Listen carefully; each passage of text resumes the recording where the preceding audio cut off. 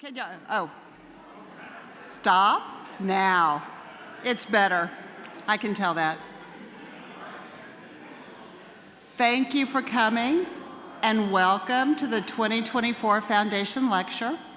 My name is Laura Tuma and I serve on the Discipleship Committee here. It was almost 5 years ago to the day that our committee first proposed the idea of a Foundation Lecture Series. We got the buy-in of the Covenant Session and the Foundation, for which we are very grateful. The reason we proposed this series was because we looked ahead at the decade of the 2020s and thought, man, we think that's going to be dicey. We think there are going to be some things that are difficult and perhaps confusing and anxiety-inducing, and we would like to have a program in place that we can address that in a systematic way. And that was a year before any of us ever heard the word COVID. So we turned out to be kind of correct about what the 2020s had in store for us. We named this series the Foundation Lecture Series, both because we're very grateful for the support of the Covenant Foundation in providing funding, and also because Jesus is our firm foundation. And as my friend Stephanie reminded me just a little while ago, this is a congregation that likes to interrogate our beliefs, interrogate our foundation. And this is an opportunity to do so by having some leading thinkers, speakers, authors come to us, and we can actually have some time with them. Time to listen, time to talk, time to question, and time to interrogate how we are going to live and how we are going to be Christ followers. So some of you will remember a fellow who used to work here named John Wasson. John was very instrumental in helping us create the whole idea of the Foundation Lecture. And as chance would have it, he's also been involved with Andy in a program that they're both involved in called Relevance is Resonance. Is that correct? And maybe the word resonance will come up at some point during this weekend. So Andy comes to us with John's strong endorsement. He has gotten to know Andy well, and now we will get a chance to know him a little bit as well. So before we start, a few housekeeping issues. If you didn't pick up a program, there are some still left out back. It's a pretty simple program. The main things you need to know are we're going to stay in this room tonight. Tomorrow at 9 o'clock, we'll be back over in FE 200 for breakfast tacos and some other delectable items. So come at 9, not at 8:30, but come at 9, and the breakfast tacos will be there. And as soon as we can get ourselves organized, Andy will start. We want to spend as much time listening to him as we can. We will have some time for small group discussion, and we'll have some time for question and answer. So it should be a good session all the way around. And very importantly, if you are interested in Andy's book, When Church Stops Working, we will have copies of them for sale. There are a few tonight. We will have plenty of them tomorrow if anyone would like to obtain one. So I want to thank the people who have made this possible. It is certainly thanks to the pastors, to the session, and very much to the Covenant Foundation for supporting this. Also to the Discipleship Committee. So guys, if you would stand up as I introduce people, just so you can see who's been working on this year-round. Rob Brunig, Stephanie Preston Kreider, Emily Ross, who I think is not available to be here with us tonight, Melanie Williamson, who I know is here, there's Melanie, and Chuck Volk. And the always wonderful Catherine Sedberry, who is the Director of Adult Discipleship, who makes everything go more smoothly.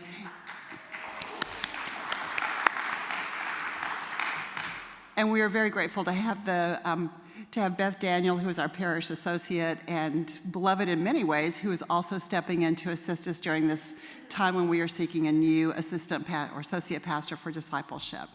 And then last but definitely not least, we have some amazing volunteers, including Paulette Kern and her crew who help serve us. So we are just so grateful that there is such a heart for service here. So if you would bow and let's pray. Lord God, we are so grateful for this opportunity to be together. We ask for your presence, for your guidance, that you will open our hearts and minds as we hear Andy's words, but we hear your guidance behind them. Help us to be fully attentive and to see how we can lean into this age, this era, know that you are alive and working and that you have good in store for all of us. In the holy and precious name of Jesus we pray. Amen. And before we go any farther, I have one quick thing, and that is that none of this would be possible without the Covenant Foundation. And I think those of us who are at Covenant probably take for granted what all goes on there. So Clay, are you here today? Clay Cowan. Clay is going to tell us just a little bit about the Covenant Foundation before we proceed.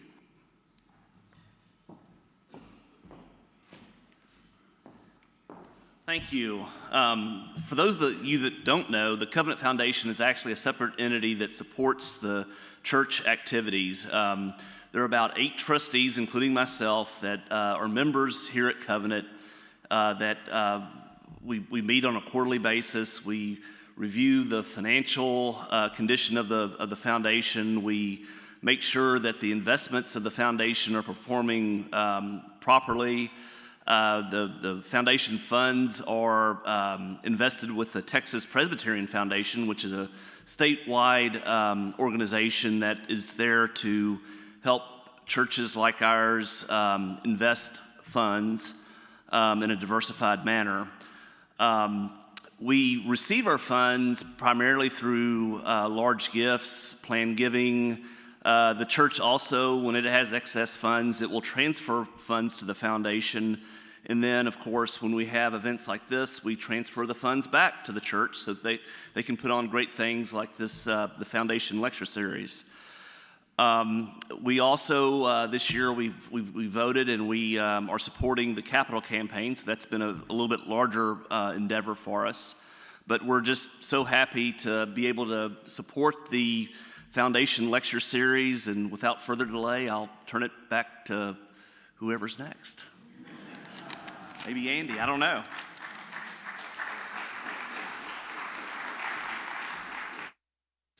Well, good evening. It's my honor and pleasure to actually introduce Dr. Andrew Root. He comes from St. Paul. I learned today that he actually grew up in St. Paul, and after an extensive educational tour, he has ended up at the Lutheran Seminary in St. Paul, where he is a tenured professor of ministry. His special areas where he is a lecturer is theology of ministry, youth ministry, and culture. He's authored and co-authored multiple books, articles, and there's an extensive bio in your pamphlet if you want to read that. The most recent book is the book that's going to be available this weekend, and that's When Church Stops Working. He lectures and gives presentations quite extensively all over the world. We are extremely grateful and privileged to have him with us this weekend, and we look forward to what you have to say with us. Dr. Root.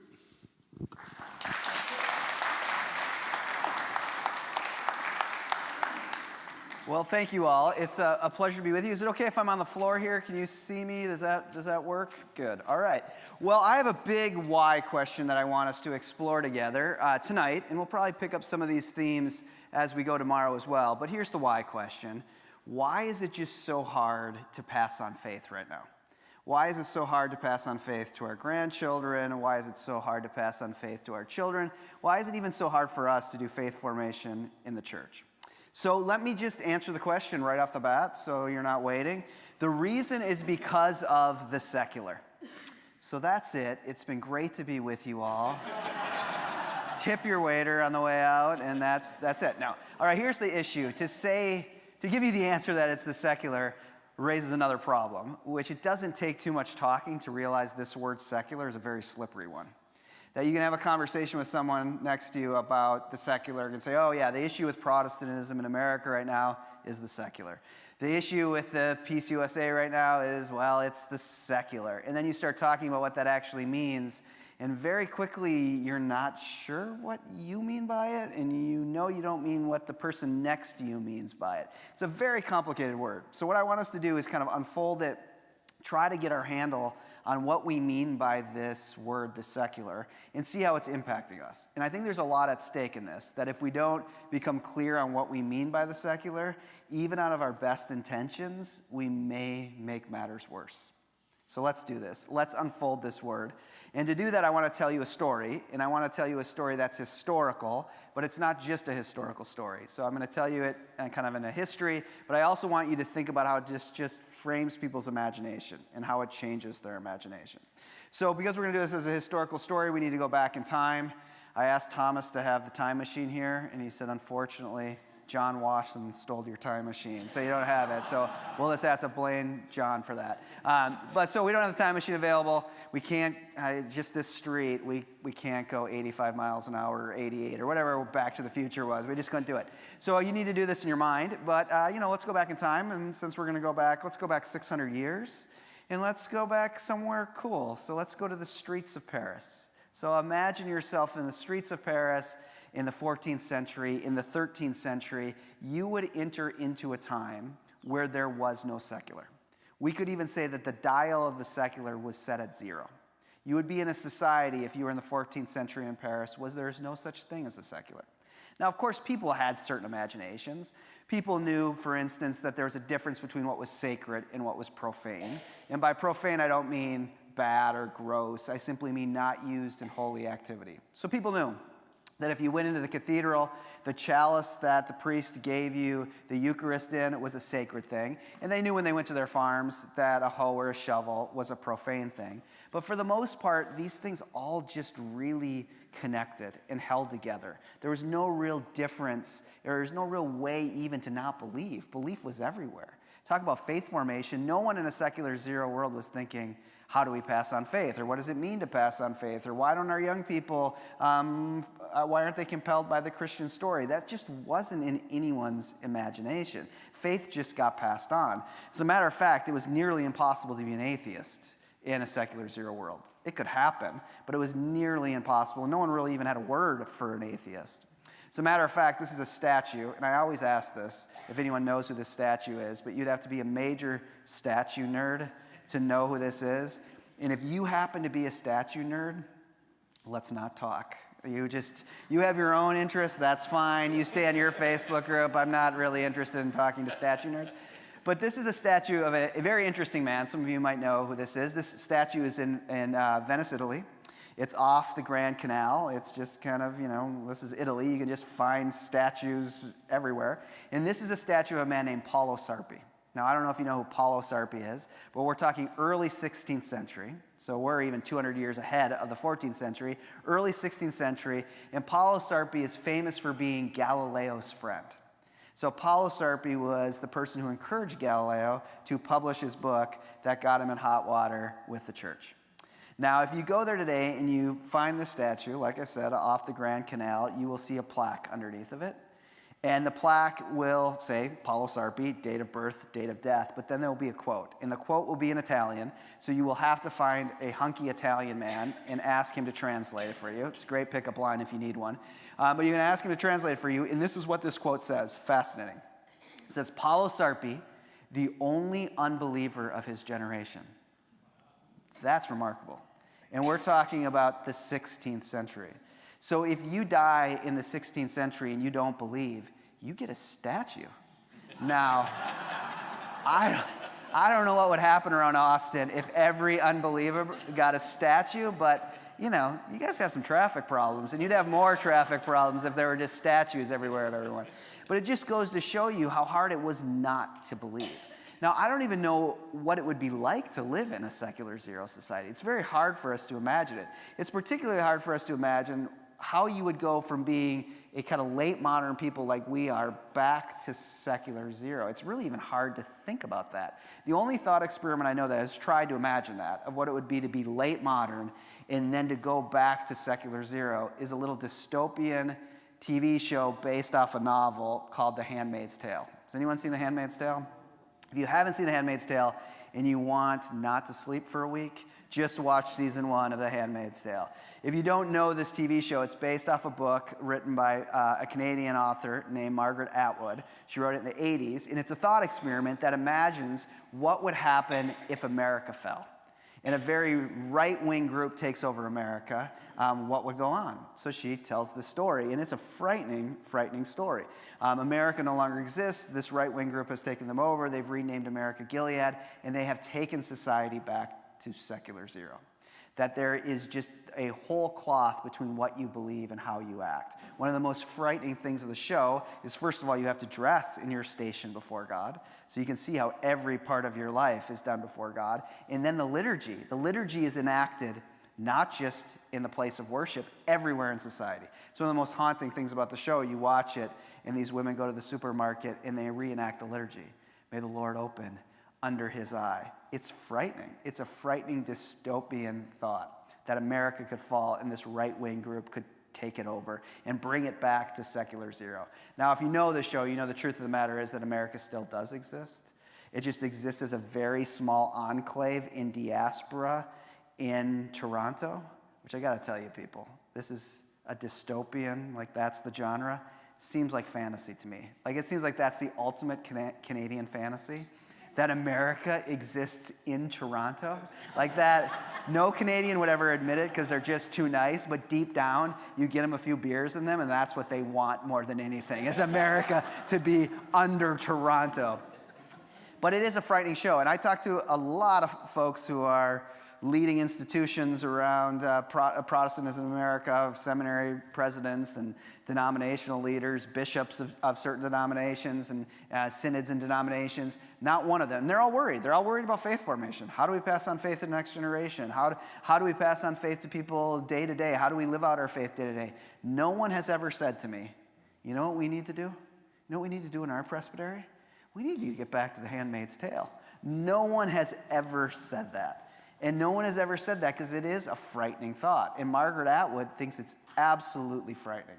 And she thinks it's frightening because you have to have at least three things that I just don't think we have anymore, that you need these three things to be in this kind of secular zero world. And those three things is that you have to have a deep sense that the world is an enchanted place, that there are devils and demons everywhere. You have to have a sense that there are angels and evil spirits around every corner, potentially, that you could go on a walk in the woods and run into one of these.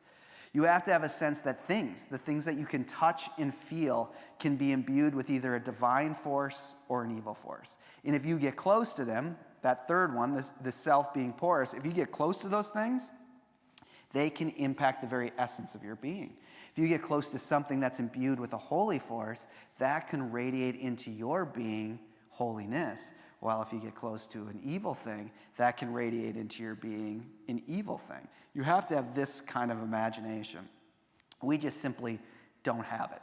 In some ways, maybe this holds on with us, but these three things in full force just aren't there. There's a Oxford historian who's written this really great book called Religion and the Decline of Magic. And he particularly looks at England in the 13th century. And he tells us in this book that one of the major controversies that was happening in England in the 13th century is that they received word, the church officials did, that people were going to the cathedral, that they were taking the Eucharist, and then they discovered that people were having the host put on their tongue, and then they were leaving the cathedral and not swallowing it. They were holding it in their mouth. And then they were going home and they were taking out the holy host that was the very body of Jesus Christ and putting it in their fields and feeding it to their pigs. Not because they were denigrating it, but because they thought it was imbued with a magical power. And if you needed to live through the winter, you needed a crop yield to live through the winter, you needed this pig to survive, well, why wouldn't you? Well, you can imagine the bishop, the cardinals, the priests, very, very disturbed by this. So they decided they had to figure out something. They had to have some kind of conversation. So if they were having the foundation lectures back then, the topic would be, how do we get people to swallow the host? And people from all over were like, oh my gosh, this is incredibly relevant. We got to go to this. So they went and they had a big debate. What are we going to do? How are we going to get people to actually swallow the host? Some genius in the room raised his hand. They called on him. He said, well, I got an idea. They're like, well, why don't we make people stick out their tongues? And now, this is held on through the centuries. If you watch like an Irish or Italian gangster movie, there's always a scene within it where the mob boss is having their child's first communion, and they use that as the alibi to take out their enemies. So you get the very Scorsese montage of blood being spilled and blood being spilled. And you see it, the mob boss goes to the railing to have the Eucharist, and hands go behind the back, tongue goes out, priest puts host on tongue, mob boss swallows, and then shows the priest that they've swallowed it. Like a 4-year-old with a sore throat at the doctor's office is what they do. And this is held on through the centuries. That was their way around this, make people stick out their tongues. Well, the other thing that they did was they ramped up the rhetoric. And they reminded people that this was the most holy thing that we have in the Christian tradition. And if you misuse it, well, you'll burn in hell forever. Is that what you want? You cannot misuse this thing. So they ramped up the rhetoric, and it then became, in the next 100 years, church law that you had to take communion twice a year. And most people took it twice a year because they were absolutely frightened. They would go before the railing and shake as this very holy thing would go into their sinful bodies, and they didn't know what this enchanted thing would do to their being. Now, I have a son who is a freshman in college. He is a beautiful kid. I know this is being streamed, so I want this on the record. Beautiful boy. I die for this boy. Wonderful, wonderful kid. Incredible pain in the ass. I mean, this kid is the biggest pain in the butt who's ever existed. He's a beautiful kid. He's maturing, but especially at 16, I mean, I could say the sky was blue, and he would say the opposite. I mean, he took just every opposite position, and I was the dumbest person he had ever met. I mean, it's just who he is. Wonderful kid, again, wonderful, and I need that to be on the record. But in our church, my wife's a PCUSA pastor. In our church, in City Church in Minneapolis, we have usually 60, 70 people, not a big church. And when we take communion, we take it in a circle. It's a beautiful moment within our life of worship together where we can all take communion in a circle.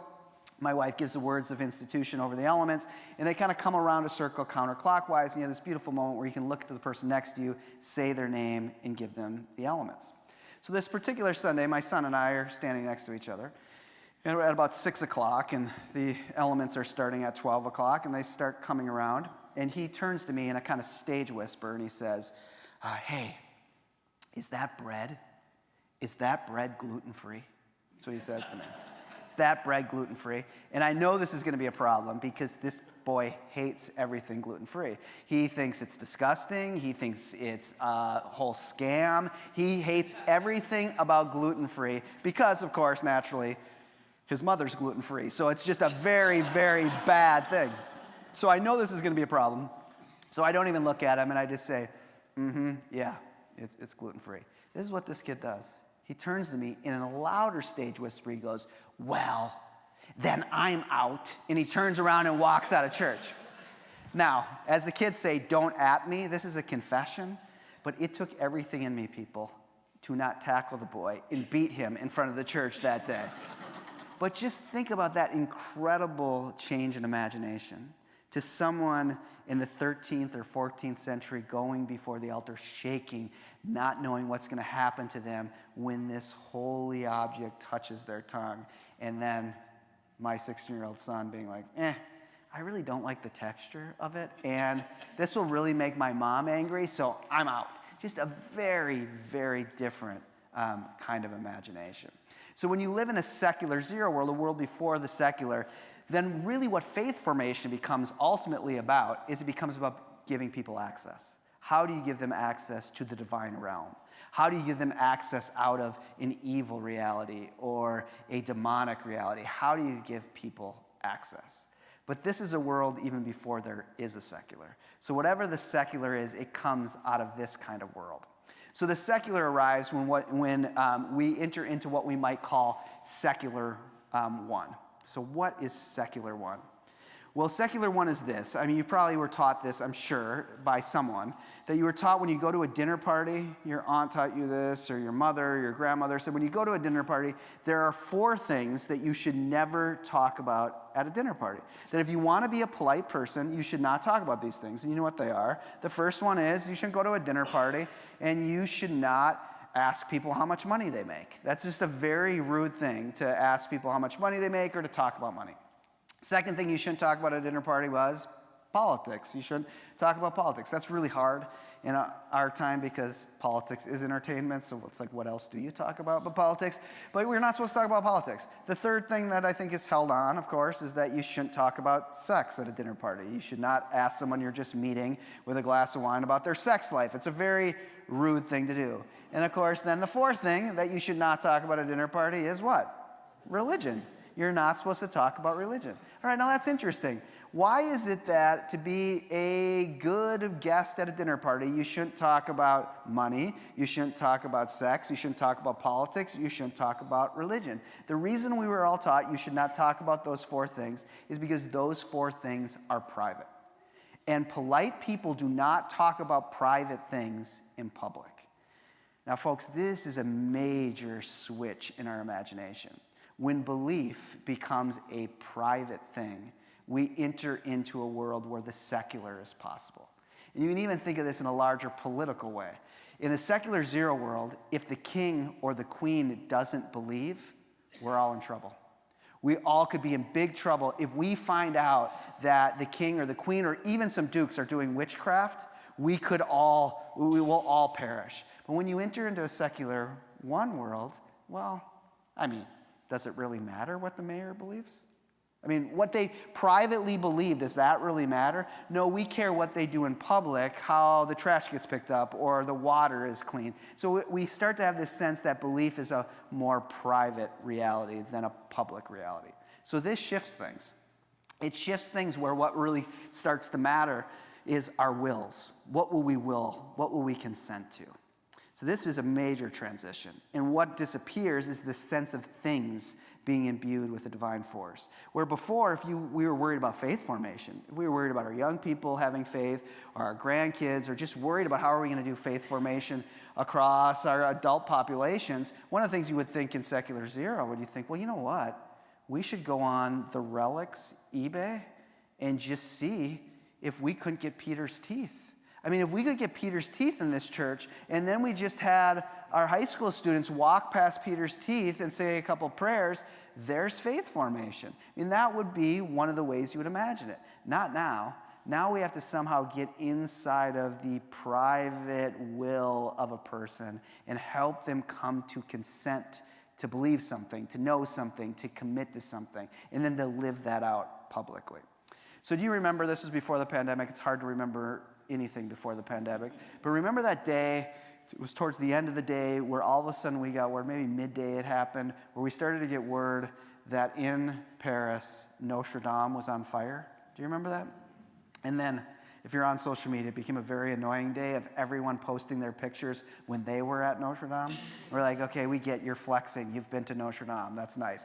But this was the news story on the PBS NewsHour. They interviewed this woman. I want to show you a clip of it. It's about 30 seconds. They interviewed the woman who was you'll see her title come up. She's the dean of the American Cathedral, the Episcopal American Cathedral in Paris. And I just want you to listen to how she talks about this. She really illustrates this transition from a secular zero frame to a secular one frame in the importance of wills. It's brought out in all of us how much we care, not just about the building, which is gorgeous and historic, but about what it stands for. Paris, France, Europe, the world, tradition, Christian faith at its finest. Christian faith that endures. The Dean is grateful that so many relics survived. The relics are important, whether or not it really was Jesus' crown of thorns, for instance. Who knows? What's important is that it was a focus of faith, a focus of people's prayers for hundreds of years. So the things themselves are not so important as what they stand for, what they mean to people, the faith they evoke. All right, so you hear it. It's almost as if I paid her to say that. It illustrates this point really well. She says, okay, Jesus' crown of thorns. Is it really Jesus' crown of thorns? Doesn't matter. It doesn't matter if the thing itself was really on Jesus' head or it was really imbued with a divine force. What matters is what it invoked in people, that people prayed with it, that it pulled on them in some kind of internal way for them to believe and commit to something. This is a very different transition, a very different way that we all, in many ways, believe and hold to what belief is, that it's some kind of internal constitution that we come to commit to, that it's a kind of private thing that we then live out publicly. And the church becomes a public gathering of people who have privately committed to something. It's a very different kind of imagination. And it has a lot to do, it comes to us because of Protestantism in many ways. That the Protestant Reformation really was this sense of your belief is your commitment, your internal commitment. That in this kind of Augustinian frame, both Calvin and Luther had this sense that God meets us in our hearts as we turn our hearts towards God. And especially in the early Reformed traditions, that meant that every minute of every day you did before God. And we have journals of Puritan women coming over to America, keeping journals of every second of every day, how their hearts were turned towards God. And if you went to Jonathan Edwards' church, he would remind you from the pulpit for like 3 hours in a 3-hour sermon that every second of every day you lived it before God. We were all priests now. We all now had to make our hearts right before God at all times. So I grew up in a conservative Lutheran denomination and congregation, and I remember the one Sunday that my Lutheran pastor preached a Jonathan Edwards sermon. Only time he ever did, one time, and I have to tell you, it was like the one sermon of my youth that I remember, which is really depressing because I was like the nerdy church kid that was there every week, and I really only remember one sermon. And it was the week that he preached his Jonathan Edwards sermon, and this was the refrain. I remember it vividly. He said, if you waste time, you steal from God. If you waste time, you steal from God. And I remember sitting in the corner of the sanctuary, and I kept running that phrase over in my mind. I just couldn't believe it. If you waste time, you steal from God. If you waste time, you steal from God. And I remember thinking to myself, oh my gosh, I'm in 5th grade. And I go to a school from 8 o'clock to 3 o'clock every day that I hate. Over these 5 years of being in school, I have become a time-wasting savant. Like, that's all I do. I sneak Sports Illustrated into class. I write notes. I daydream. I just couldn't believe it. Like, I had honed my skills at time-wasting. It was this one Jonathan Edwards sermon. He never preached another one. He just went back to the early Pauline epistles, and that was it. But this is a major transition. It doesn't necessarily obliterate the demand of belief, but it makes belief having to be something that we all commit to, that happens kind of internally, that it's our will, that we consent to it. Now this becomes, at the same time when this transition happens, it also means kind of denominational Christianity gets born. And one of the interesting things about denominational Christianity is every denomination knows they can only exist for one more generation. The PCUSA can only exist for one more generation. Now, what I mean is not that the PCUSA will only exist for one more generation. What I mean is that the PCUSA can only exist for another generation if this coming of age generation decides to enact their lives as members of the PCUSA denomination.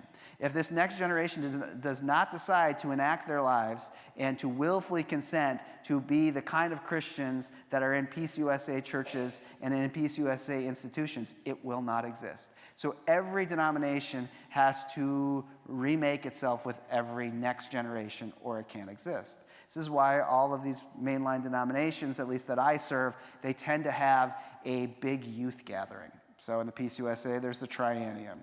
In the ELCA, the school I serve, the Evangelical Lutheran Church in America, every 3 years they have a thing called the Youth Gathering. And a few years ago, they had a big one down in San Antonio at the San Antonio Dome. It's packed. And there are usually 20,000 Lutherans there. And it becomes a kind of Lutheran pep fest. And if you look at the denomination and its kind of headquarters, every budget line has just fallen off a cliff. Reverse hockey stick of every budget line of every initiative of the denomination except one.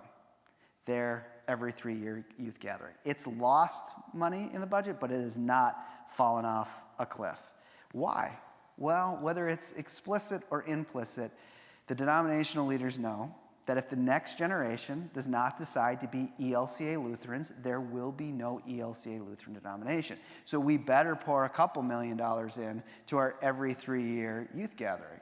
And you go to it, and it is a party. It is a Lutheran pep fest, and these young people come from all over the place, and they have 4 days of all this great event. Well, I was at the one down in San Antonio, And I ended up being creepy guy listening to high school girls talk. I didn't mean to be, but I was in the convention center and I was trying to get past these two girls and I just couldn't, so I was kind of stuck behind them trying to get past, and I happened to be listening to what they were saying. And they looked like they were like juniors in high school. And in my memory, at least, they were from California. Not sure they were really from California, but it's way more fun to tell the story if they're from California. So they were walking in front of me. And it was like day 3 of 4, and it was a great one. I mean, the lights, the music, everything was just, at 10. And they were just having a great time. And you could just see the glow of their experience. And they were walking, and they were just teasing each other. And one of the girls, as they were walking side by side, kicked her friend. Like, you do that thing like that, and, you kind of kick your friend in a teasing way. And it's like, where is it coming from? Well, of course, the girl who got kicked knew immediately it was her friend. And she played it up, and they were teasing each other. And the girl who got kicked goes, this is where it's more fun if they're from California. She got kicked and she goes, oh my gosh, like I can't believe you just kicked me. They're just playing it up. And the girl got kicked and says, I can't believe you just kicked me. She turns to her and she goes, that is such an un-Lutheran thing to do. And it stopped me in my tracks. I stopped when she said this and I thought, un-Lutheran? An un-Lutheran thing. Like, she didn't say that is a very unethical thing to do, or that's not a very biblical thing to do. She said that's an un-Lutheran thing to do. And I stopped and I thought to myself, if she would have turned to her friend and she said, we've been hearing all this stuff about justification by faith alone, but I want you to know your works really matter, that would have been very un-Lutheran. That would have been a very un-Lutheran thing to do. But kicking her friend wasn't un-Lutheran, but she had got exactly why they just poured millions of dollars into this event. For the next 4 days, she was trying on what it would mean to think of herself as a Lutheran. Would it hold on 4 weeks after this? Would it hold on 4 years? Or would it hold on until she's 44? Who knows? Probably not. But it was worth the try, because if the next generation does not willfully decide to be this kind of expression of Christianity, it just simply doesn't exist. So when you enter into a secular age, when belief becomes a more willed, kind of private reality. The second thing that arrives here is that we switch from living in a cosmos to living in a universe. Now, this happened before the pandemic too, but remember January 31st, 2018.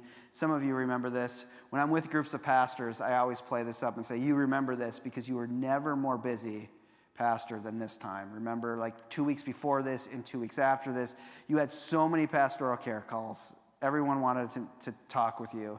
And those of you who aren't directly in ministry in this room, most of you, you remember this because you so needed to talk to a pastor. Do you remember that? How much you needed to talk to your pastor right around this? Because it was so weird and you're trying to figure it out. Do you remember this? Yeah. When I do it with groups of pastors and say that, all of a sudden this blank look comes over them and they're like, no, I wasn't busy. Were you busy? What is he talking about? Well, this was when there was the super red blood moon. Remember that? Now, in an alternate universe, this could have been you needing to talk to your pastor.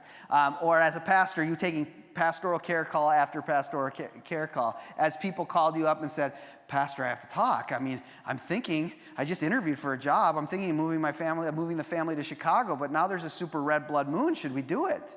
Or, Pastor, we're trying to have a baby, but now that there's a super red blood moon, is it safe to do it? In other words, when you live in a cosmos, even the natural phenomenon has a message to it. That there's a story within it, and you need someone to interpret for you. God is speaking to us even in the cosmological realities. Now we don't necessarily live in a cosmos. We live in a universe, and we know what this is. It's cool. It's very cool. If you can get up early enough, you should Instagram yourself with this. But there's not a message in it. There's not a story in it. It's cool. And we even have mathematical equations that will tell us when the next one will come. And so we have a transition of no longer living in this cosmos where even the natural phenomenon speaks to us, but we now live in a universe where belief, again, because we do, becomes a more internal thing. It happens inside of us. It's not purely rational, but it happens more inside of us and not in a more outward way. So in this world of secular one, what matters is demonstrate. How do you demonstrate? So the good kind of faith formation helps people demonstrate what they believe internally, demonstrate it externally. So the church becomes a place of faith formation in the sense of how do you demonstrate that what you believe internally, externally, by how much you volunteer, by if you lead the VBS, by how much giving you do. The pastor's job is to be a public person who helps their congregation have certain private beliefs that then demonstrate those out into the church. So we're all that now. We all have that. That's just the way that we function. But this leads us to an interesting point.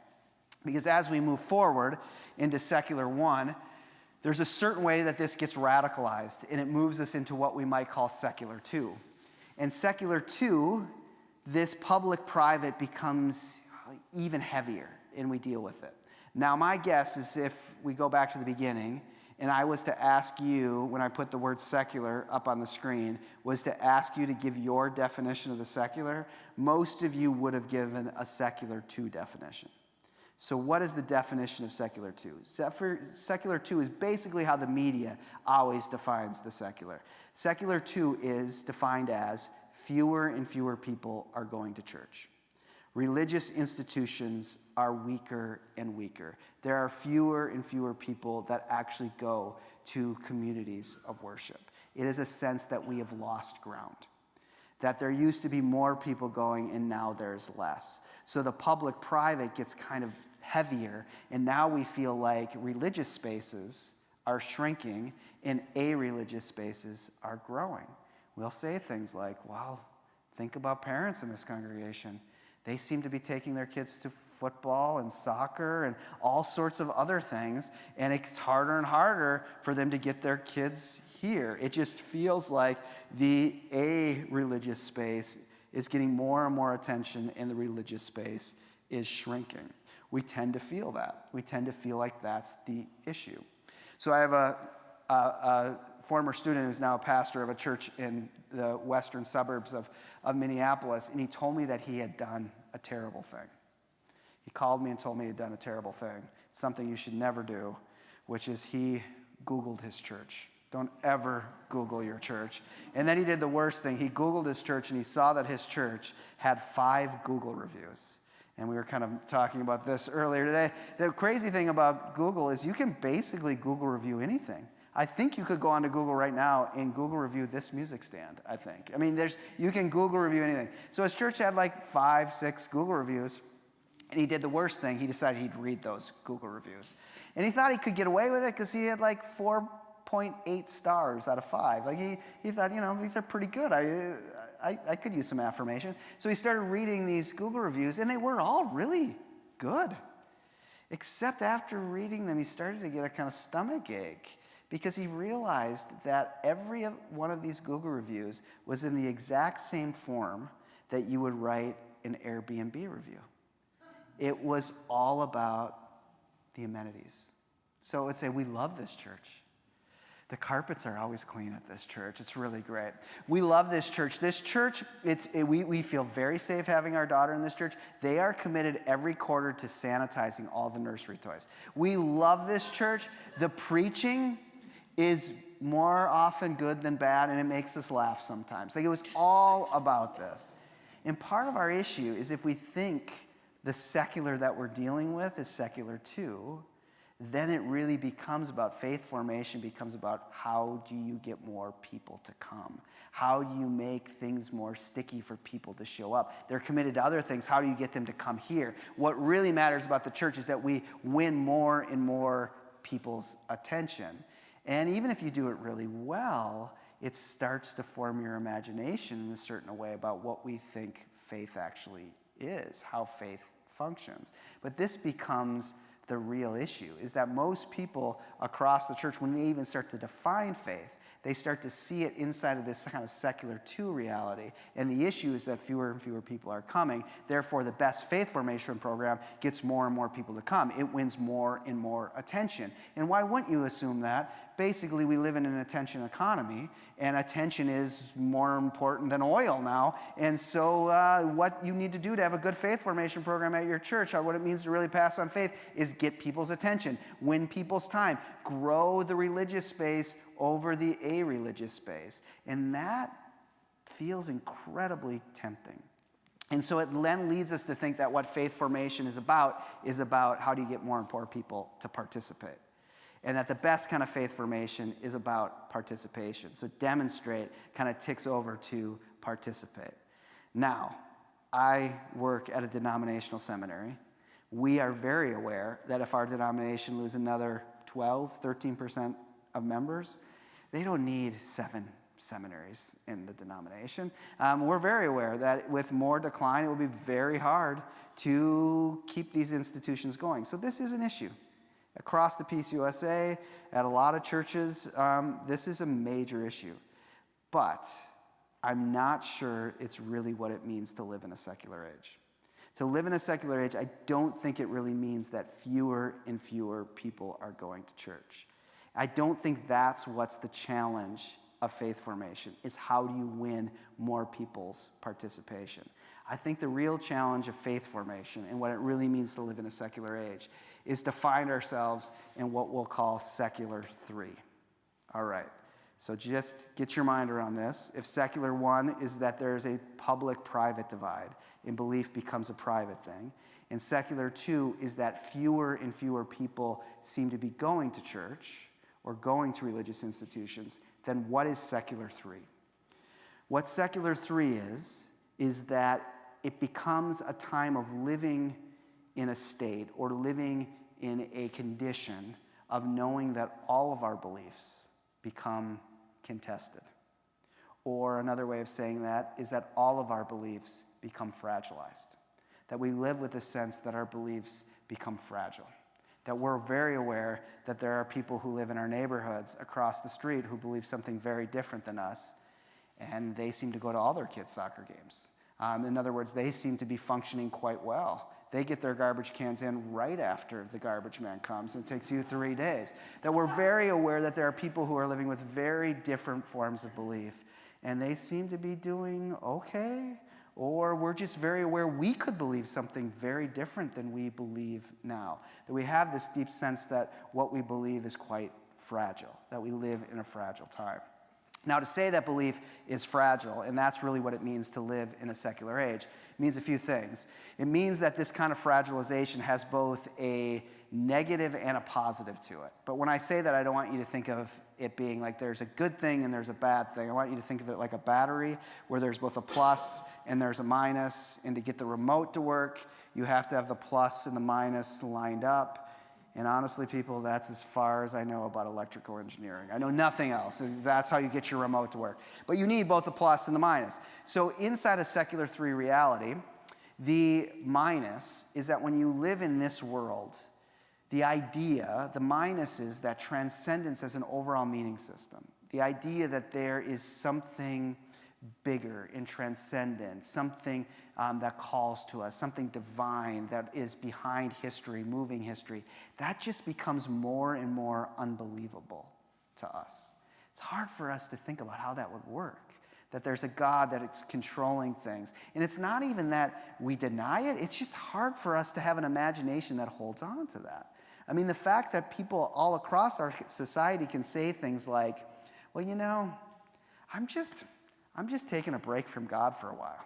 I just got to take a break from God for a while. And then you can hear that and be like, oh, that makes sense. Yeah, I get that. I mean, that is an idea that anyone in the secular zero world would have that would make no sense. How could you ever do that? How could you ever not imagine that there wasn't God everywhere all the time, that you couldn't escape God? But the fact that we can think, you know, like, I'm going to take a break from God. Or you'll hear people say, you'll sometimes hear your own pastor say things like, you know, if I'm honest, I don't think I've thought about God in months.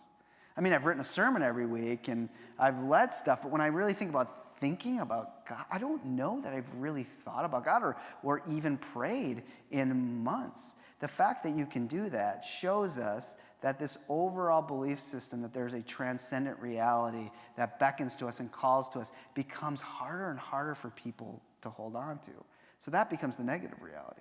The positive reality, however, is that people who inherit this world, all of us, our neighbors, all of us, that we deeply yearn for meaning and purpose, that we're on a journey looking for meaning and purpose. So this odd thing happens in a secular 3 reality, is that secular we usually mean We usually think it means some kind of reductive, naturalistic reality, but not this kind of secular age. The kind of secular age that we all live in is a hyperly spiritual one.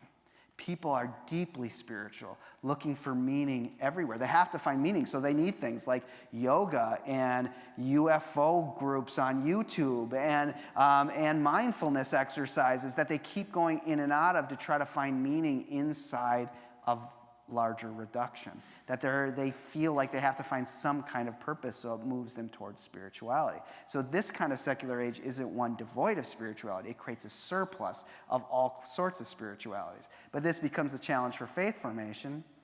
Yoga or mindfulness or walking your dog in the woods holds just as much spiritual weight as going to a Presbyterian church or a Catholic Mass. Those all become equalized for people as they look for meaning, and they all have their own ways of feeling like they're fragilized. So a lot of this that I'm building off comes from a Canadian philosopher named Charles Taylor, who I would think is fair to say is still the greatest, I think, one of, if not the greatest living philosopher we have. He's in his 90s now. But he wrote this incredibly big book called A Secular Age, 770 pages. It's the perfect book to keep your door open on a windy day. I mean, it is a thick brick of a book. This book, however, what makes you a little dizzy, is 770 pages, and he only wants to answer one question. For 770 pages, one question.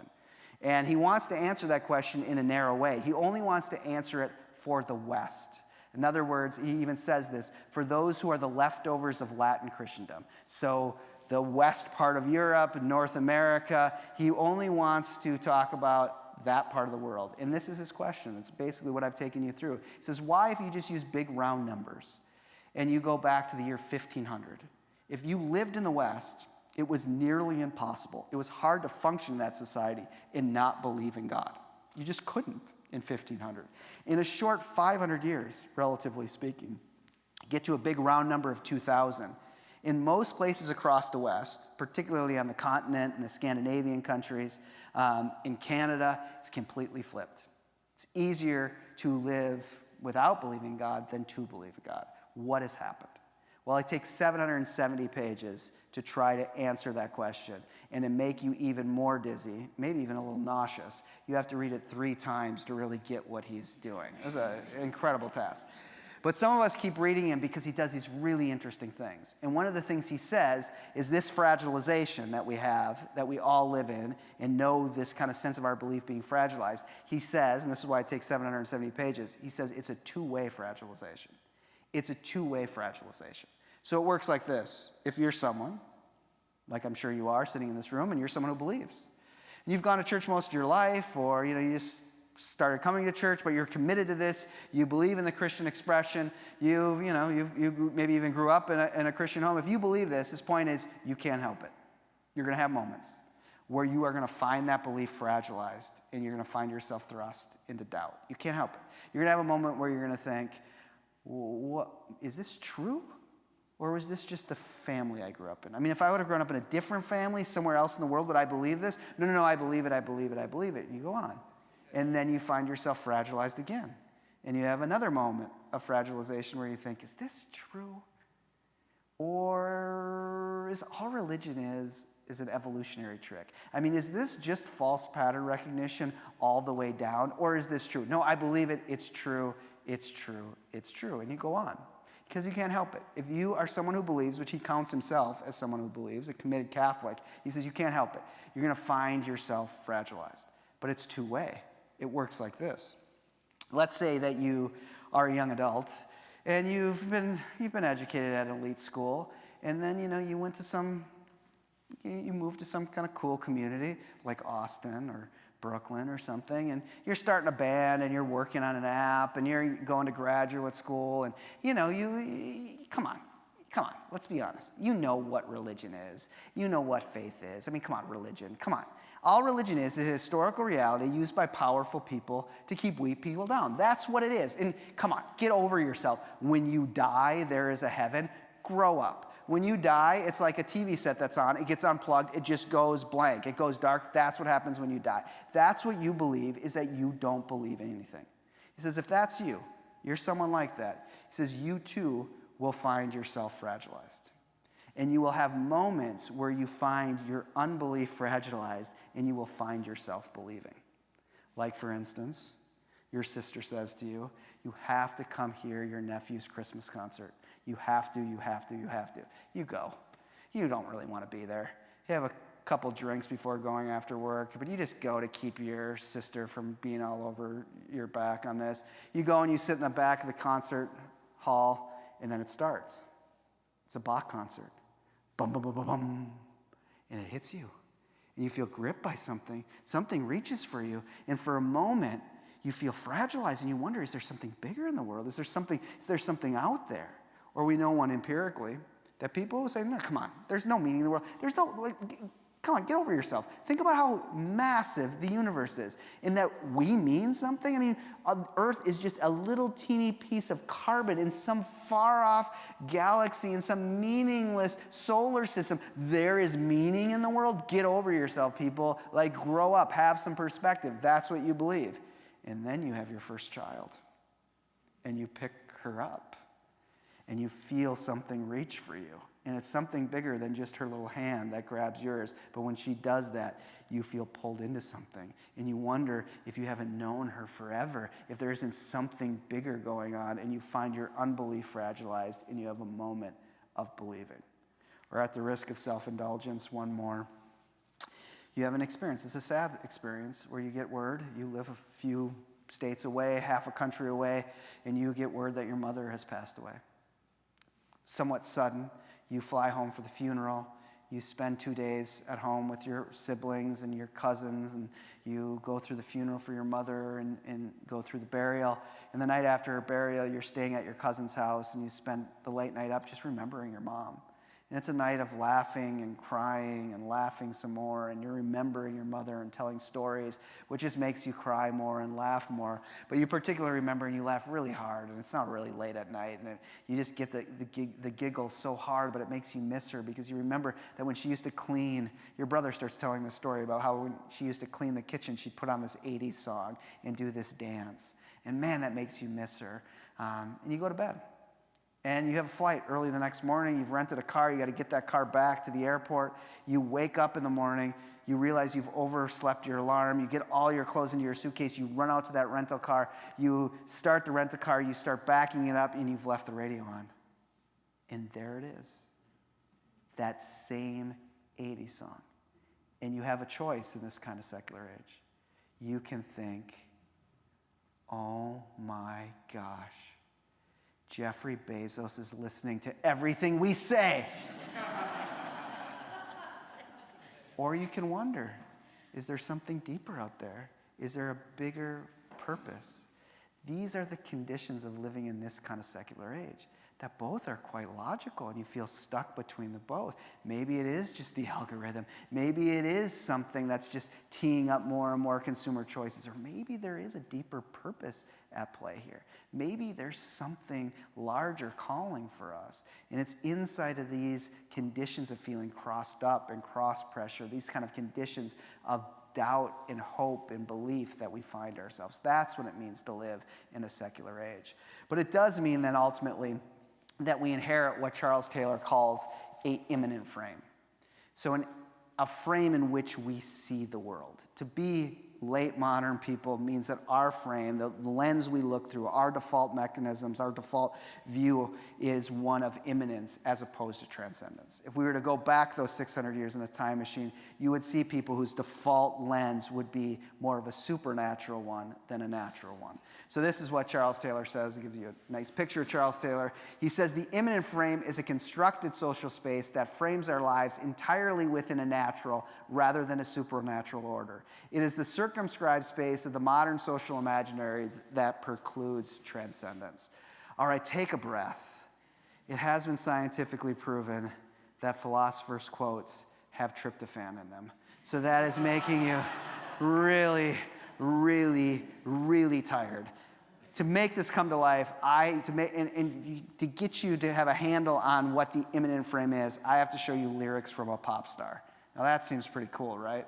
Except this lyrics from this song is like 12 years old. But I don't want you to pay attention to that. just think I'm cool. That'll make me feel good about myself. So this was a song written by a British pop star named Lily Allen. I don't know if you know who Lily Allen is, but Lily Allen is, this is a very controversial thing for me to say. Lily Allen is who Katy Perry is trying to be. So if you're a Katy Perry fan, you may murder me in the parking lot. But she's very irreverent. She's even kind of more of an edge than Katy Perry. Very kind of poppy music, but all with a kind of middle finger in your face is kind of her attitude. So she has a song that I want to share with you called The Fear, and this is how it goes. She says, life's about film stars and less about mothers, but it doesn't matter because I'm packing plastic, and that's what makes my life so effing fantastic. Okay, folks, I have no idea what that means. Like, no clue in the world what that means. And I think it is a dangerous thing to try to exegete pop stars' lyrics. So I'm not really sure, like, what packing plastic means. It probably means she has a credit card with a major credit limit on it. More than likely, it means she's had one part of her body medically enhanced, and that becomes the measure of the good life. I'm not exactly sure. But what I really want to show you is this second one. But you get the vibe here. But here's the second one. She says, I'm a weapon of massive consumption. It's not my fault. It's how I'm programmed to function. Now here it is. This is the imminent frame. Now I'm not a saint, but I'm not a sinner. Now everything's cool as long as I'm getting thinner. I'm not a saint, and I'm not a sinner. Now everything's cool as long as I'm getting thinner. This is the imminent frame. Now think about it. For most of history, even in the West, at least for the last 1,000 years or so, people really cared, like really deeply cared. Are they bound for heaven? Are they bound for hell? Are they a saint or are they a sinner? What does God think of them? The patron saint in my tradition, Martin Luther, literally could not sleep at night, worried about that very question. He once, this is true, he once was so worried about it, he had a 6-hour confession session with the prior of the monastery in Erfurt. 6 hours. And then Martin Luther walked out of that 6-hour confession period. 6 hours of confession. He walked out of it and he thought to himself, my gosh, I feel unburdened by this. And then he stopped himself and went, I feel unburdened by it. Maybe it's wrong to feel unburdened by it. And went back to his confessor to confess for that. And his confessor finally said, Martin, you actually have to go do something before you confess. But he was absolutely anxious. Am I a saint or am I a sinner? Am I bound for heaven or am I bound for hell? And one of his most beautiful theological constructive visions was in rereading Romans. He realized it really isn't an either or, it's a both and.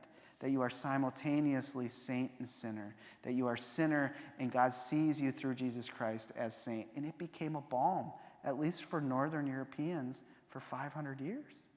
All the way up until 2012 and this British pop star. All right, we're not going to give her that much credit, but she really tells us something. She says, saint or sinner? Never really thought about those categories. Never really grabbed my imagination. She basically tells us not once in her life has she woken up in the middle of the night and been overtaken by fear, thinking, am I a saint or am I a sinner? What does God think of me? Not being able to get back to sleep as her heart started palpitating and she thought, what does God think? Am I a saint or am I a sinner? Not once. Not once has that happened to her. But she has woken up in the middle of the night.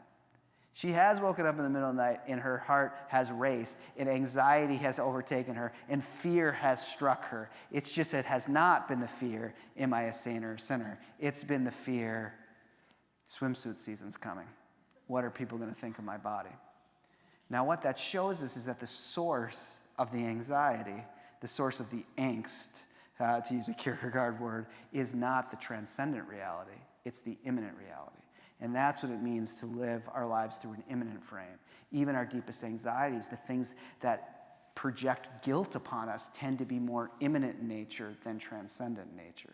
Ask most middle-class, upwardly mobile people, and they feel incredibly guilty. Have a conversation with them. Have a conversation with someone who's coming out of a gym.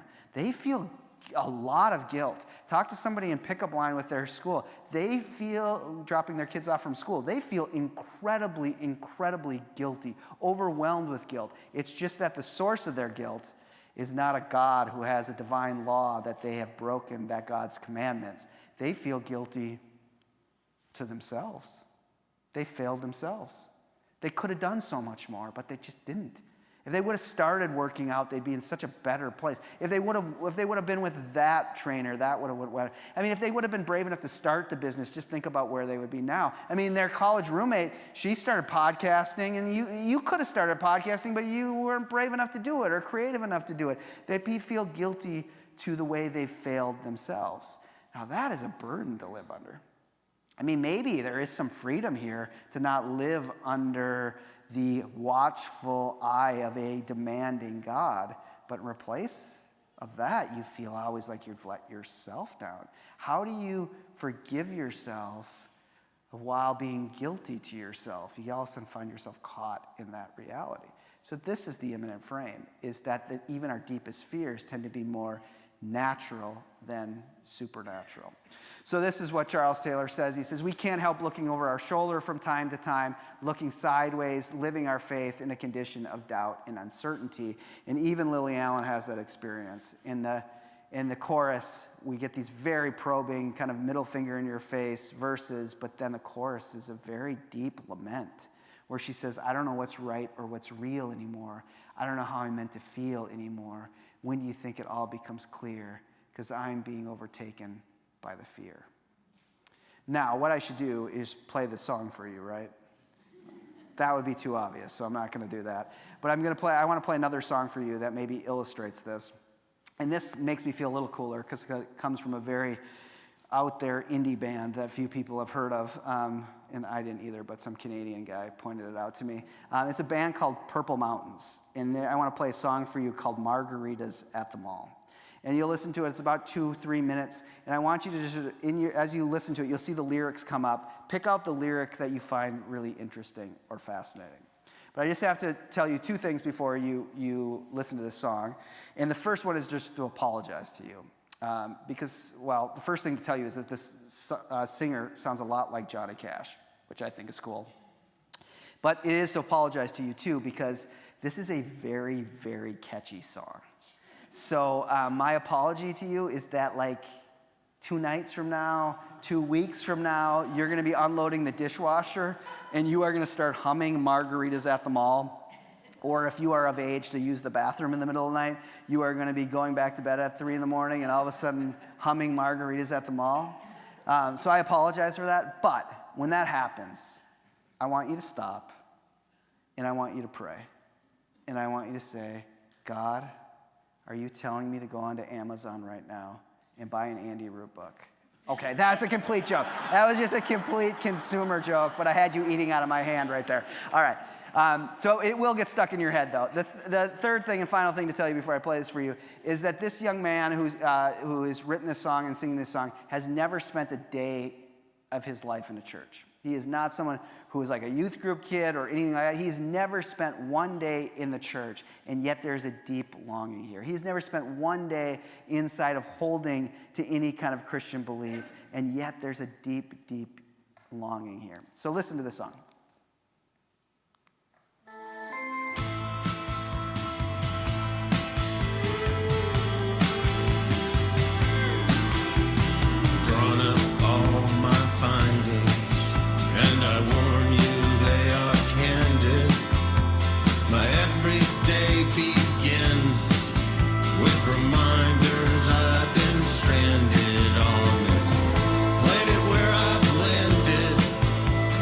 Great.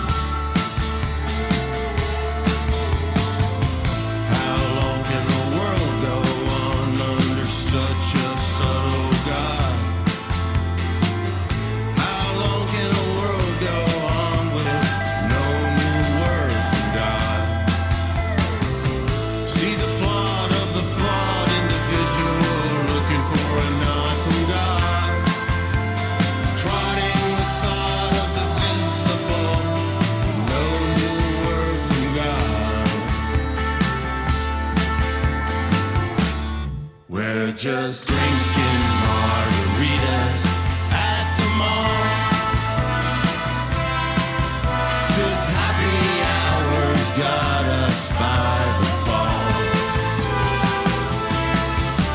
Magenta, orange, acid green, peacock blue and burgundy, drinking margaritas at the mall. We're drinking margaritas at the mall. Drinking margaritas at the mall.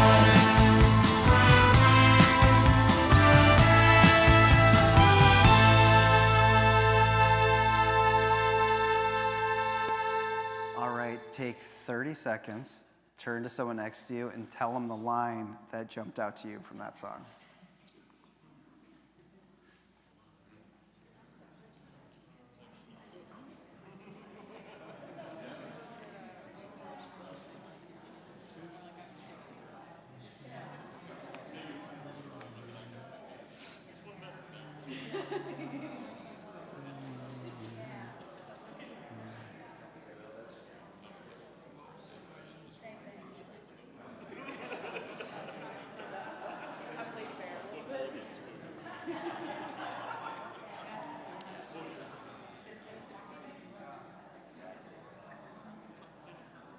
All right, I think that's about 30 seconds.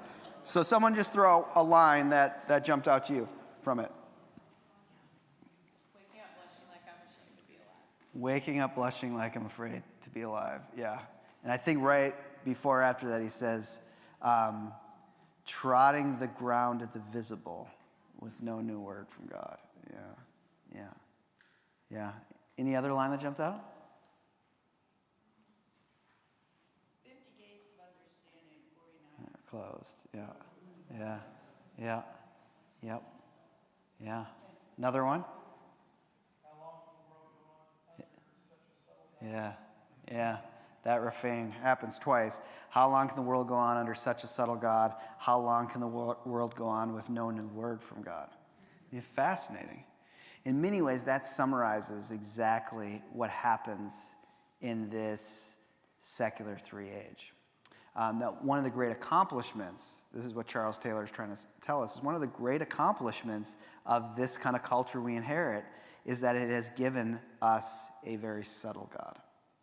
And that's an accomplishment in the sense that maybe it's not all good for us, and some of us find it problematic, but the accomplishment is that we don't all live every second of every day under the burden of God. My pastor could only once in my youth preach his Jonathan Edwards sermon, could never preach it again, because what it means to really live in the West now is that God's still here, in the sense that you ask people, do they still believe in God? The numbers are pretty high that they respond to, but the God that they hold to is quite a subtle God who's there. And maybe there is some advantage of not feeling the anxiety every second of every day that we always have to be thinking about God every second of every day. But this young man, who has had every invitation to not ever think about God, wonders, but is that enough? What happens on the other side of that? That you inherit a world that there's not much meaning to it. There's not much purpose in it. That what do you get in replace? What do you get out when you get a subtle God? What replaces a God who acts and moves within history? Well, you get margaritas at the mall. And they come in all assorted flavors. But that's what you get in place of it. And he wonders, is that enough? Can that hold you?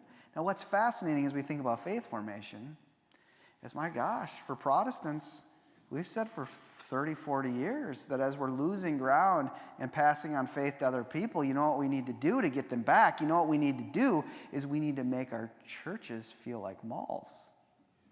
You know why they're not showing up, or you know why they're not as interested as they could be, is because we just don't have good enough coffee. I mean, if we just had a barista here, then we could really pass on faith. It's amazing how we think, how can we just get more and more people to participate? But the part of the problem with that is, and we're now seeing things kind of come home to roost, as we've done that, we've actually closed down and closed people in an imminent frame.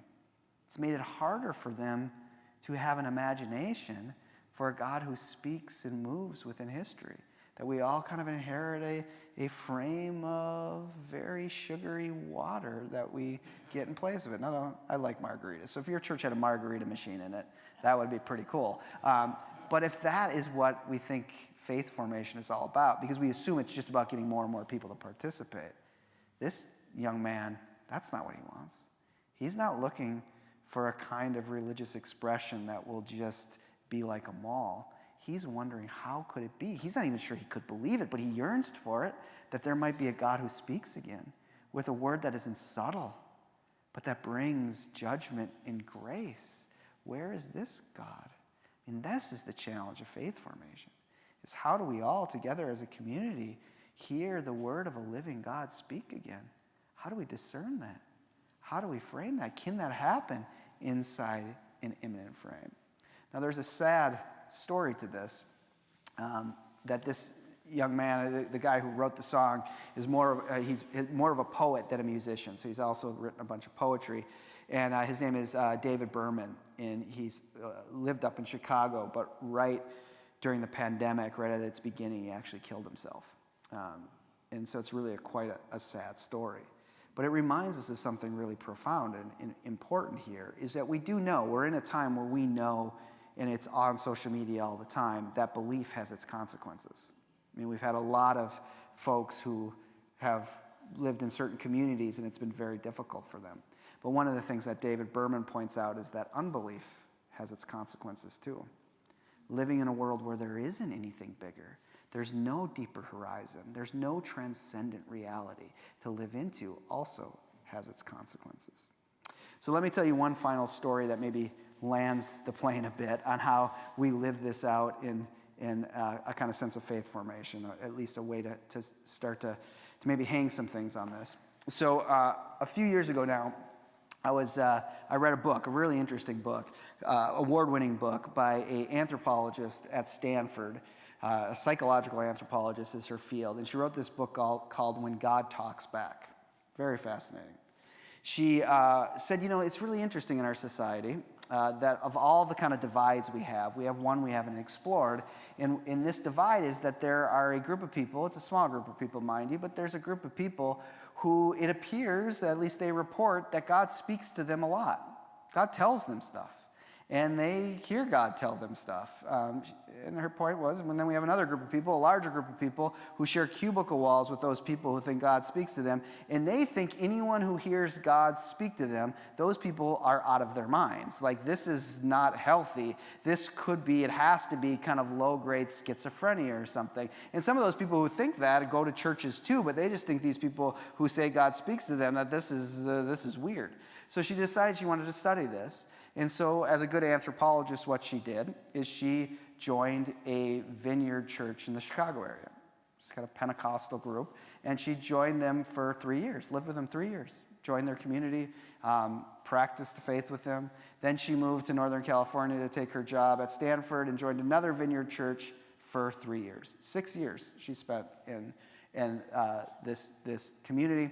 And she wrote this incredibly beautiful book. And at the end of it, she says, okay, can we say that people who hear God talk to them, that this is low-grade schizophrenia or something? She says, after 6 years, no, you can't say that. Now she says, can we say then that they hear God speak to them? She says, well, I mean, I'm a tenured professor at Stanford. You don't get tenure for saying God talks to people, so I'm not going to say that. But then beautifully she says, but while I was living with these people, my father died, and they prayed for me, and it got me through. And there's something profound about the practices they take on. I was mesmerized by it. I thought, that is so interesting. But then I thought, well, what would happen, though, if you went somewhere in the country, so let's think like Pacific Northwest, let's go somewhere like that, where supposedly a lot of people aren't still connected to organized forms of religion. And then what if you asked people who are parts of churches that didn't really get rewarded for saying God talks to them? Like in Pentecostal tradition, you say God spoke to you, people tend to be like, way to go. You say that in a Presbyterian or a Lutheran church, and people are like, yeah, good to talk to you. Like, you don't really get rewarded for saying God spoke to you. So I decided to go to 2 Peace USA churches and a Lutheran ELCA church and interview people and ask them if they had an experience of God speaking to them. So I did this thing called life history interviewing, where you just create 6 big questions. You have an hour of time with someone, and you just let the questions open up and take you where you might go for an hour, and then you, with their permission, record it, transcribe it, look for themes. So the point of that is I interviewed 12 people. So that's not a national study or anything like that. But of all these 12 people, I asked them, have you ever had an experience where you felt like God spoke to you? All 12 of these people. I had one guy who was about 75 years old. He said to me, oh my gosh, I hate it. I absolutely hate it. Whenever anyone says God speaks to them, I don't trust them. I don't trust it. I hate it when anyone says God speaks to them. Except one time. Everyone at least had a one-time experience where they felt like God spoke to them. And beautifully, it was an experience where they felt called into ministry. Not formally, like go to seminary, but like the guy who said that he hated when people said that, but then had his one-time experience. He said, it happened to me one time. My friend who had lived across the street for 40 years had just lost his wife. It had thrown him into the deepest depression. I was raking my leaves, and I heard God say to me, go tell Gus this. And he did. Everyone had those stories, all 12 of them. They were beautiful stories. And I was moved by each one. And I said, my gosh, have you ever told anyone in your church this story? All 12 of them said, nope. Had never told anyone in their church this story. I said, well, clearly you've told your pastor, because your pastor nominated you to talk to me. Clearly you've told your pastor this story. Nope. None of them had ever even told their pastor. How long can the world go on under such a subtle God? This God isn't subtle, but there's no space to tell these stories, to wrestle with them. And sometimes we do have to interpret them and push back and say, yeah, Jerry, maybe, but maybe you also had wine and NyQuil at the same time, and that's why you started hearing things. That's a legitimate thing to have to say back too. But what I want to end with is the last interview I did of the 12, and it was with the youngest person in my sample. She's probably like 35 years old, and her name was Rachel, and she came into her pastor's office, and she looked exhausted, and she looked like she wanted to be anywhere but talking to me. But clearly her pastor had asked her to do this. She loved her pastor. She was willing to give an hour. But she was, basically like doing this the whole time. Not literally, but almost. Like every question I had, which was supposed to open up to 10 minutes of conversation, she answered it in 30 seconds. Like boom, boom, let's get this over with. And so I was just thinking, this isn't working. This is unfortunate, but I guess this happens. So I just decided with our last few minutes that had just been a grind, I decided I'll throw out one more question. It was a question I hadn't written, but I just decided I would throw it out there to see what would happen. And I said to her, Rachel, have you ever had an experience where you felt so ministered to that you felt like it was the presence of Jesus Christ? Have you ever had that kind of experience? And her whole disposition changed, and she said, I have. She said, I've never told this story. She said, throughout this whole interview, I've been telling you that I'm a single mom. And she was, over and over, I'm a single mom, I'm exhausted, my kids, I'm a single mom. She said, I told you I'm a single mom, but I never told you why I'm a single mom.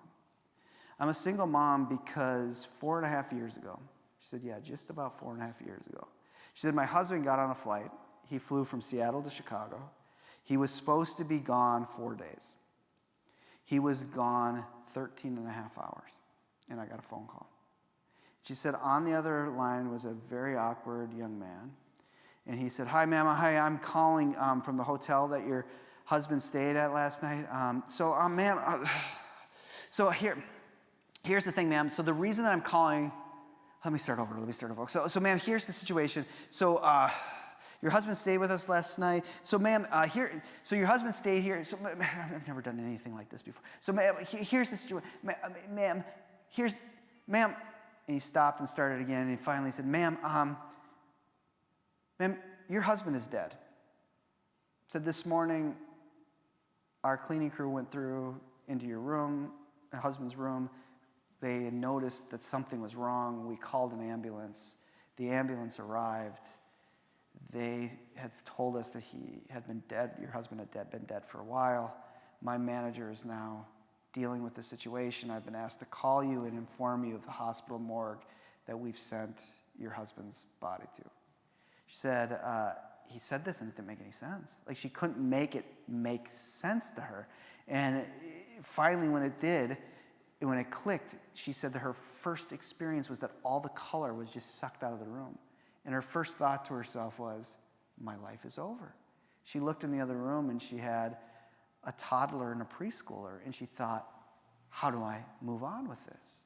He said, ma'am, I need to give you the address. She pulled out a business card and turned it over, and she wrote the hospital a morgue address on it, and she hung up the phone, and she called her mother to come stay with her children, and she booked the flight.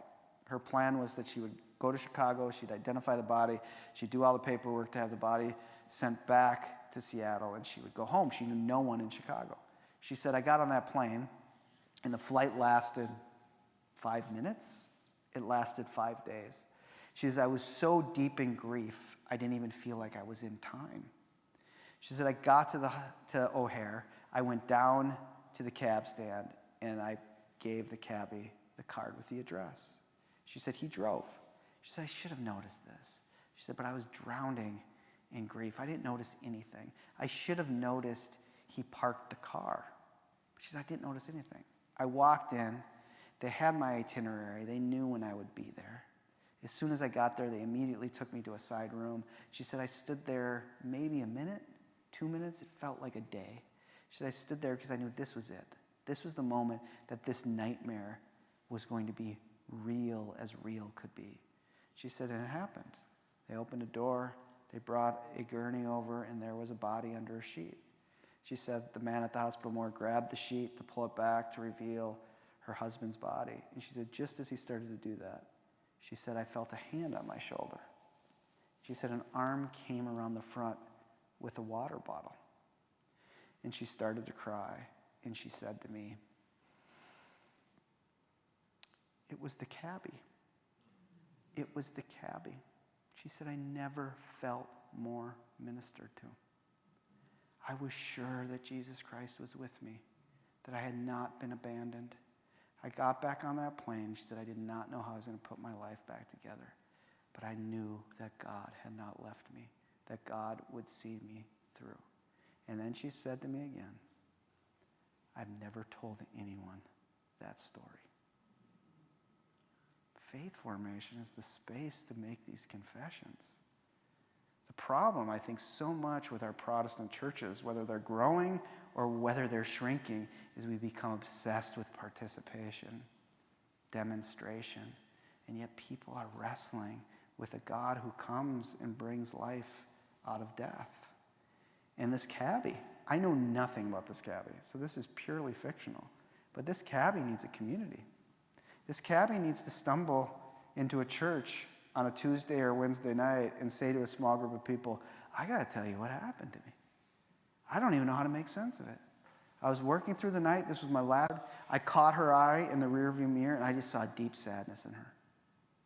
And then I looked at that address, and I knew that place. Oh, I knew that place because my cousin Ronnie had his heart attack at work. That's where they took him. And I remember my auntie throwing herself down on the floor in grief there. And so I drove. Said, I got her to the place, and I heard it. I don't even know how to make sense of it. I heard it. I heard God say to me. I heard the Holy Spirit say, don't leave her alone. Whatever you do, don't leave her alone. And so I don't know. I didn't know what to do. So I just stood behind her and put a hand on her shoulder and gave her a water bottle. I have no idea what to make of it. But I feel like God used me. I feel like God was present there. I think this is what it means to do faith formation, to create those kind of spaces.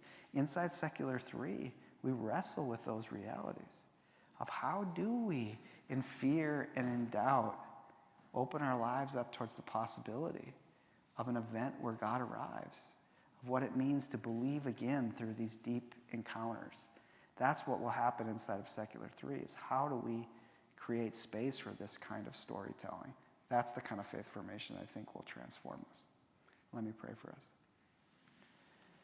God, thank you for this church and its faithfulness.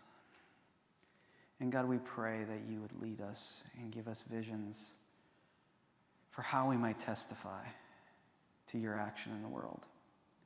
An action that is anything but subtle, but an action that is backward, is an action that comes into suffering to share it, to overcome it with life. that you are a God who bears our sufferings, that brings life out of death. So give us vision, God, and give us hope. Amen. Thank you all. It's been great to be with you, and we'll see you tomorrow morning. I don't know if we need to hand it over to anyone. Yeah. Good final word from you all? Yeah. Okay. We'll see you tomorrow at 9 o'clock. Yes. All right.